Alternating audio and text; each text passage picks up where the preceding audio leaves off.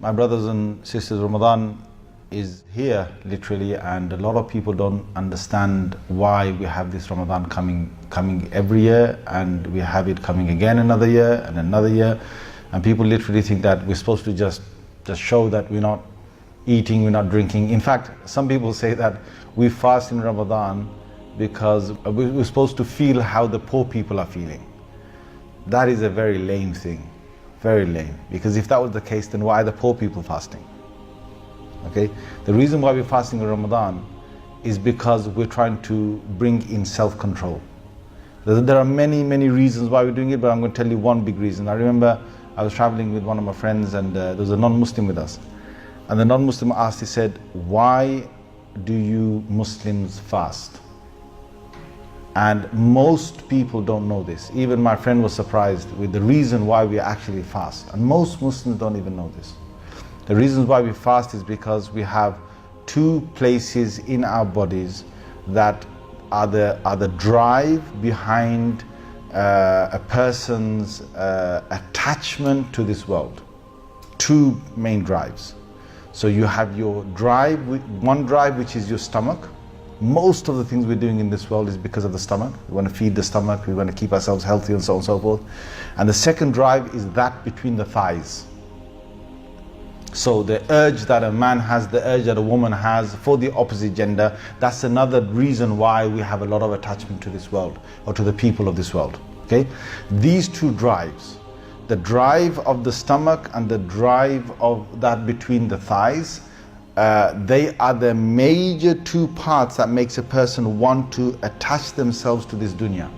So what Allah Azza wa Jalla has done for 30 days is He said to us to control these two drives, and said, don't eat, don't drink. That's going straight down to the first drive of the stomach. And then Allah Azza wa Jalla says, don't have any sort of mutual relationship with your wife or with your husband during the whole of Ramadan. Why do you think that is? That is because we have now cut off the two parts that really give us a big drive towards this world. And then after that, Allah says, now you're going to attach yourself to the akhirah, attach yourself to Allah Azza wa Jal through a lot of, through contemplation, through recitation, through doing dhikr, by doing dua, by reading the Quran extra. All of these things are going to make us come closer to Allah Azza wa Jal, by extra salah in the night, by standing in front of Allah. So what we're doing here is we're doing two parts.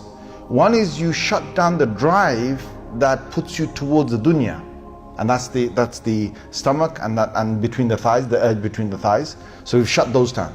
But the second part is that you're supposed to then ignite and start the process inside that puts us towards drives us towards the akhirah. Those of us every Ramadan that have only just stopped eating and only stopped sort of drinking, you're only working on the first part of the whole point of Ramadan.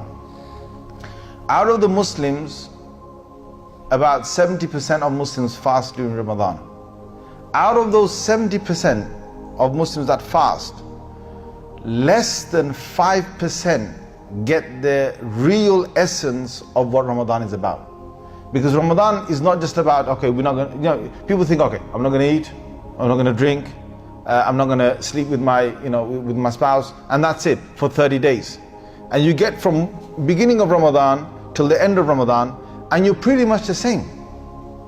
And most Muslims, like 95% or 90-something% of Muslims who fast, they literally go from beginning of Ramadan to the end of Ramadan, and they come to the end. What have they achieved? Nothing. They're back to normal again when Eid comes.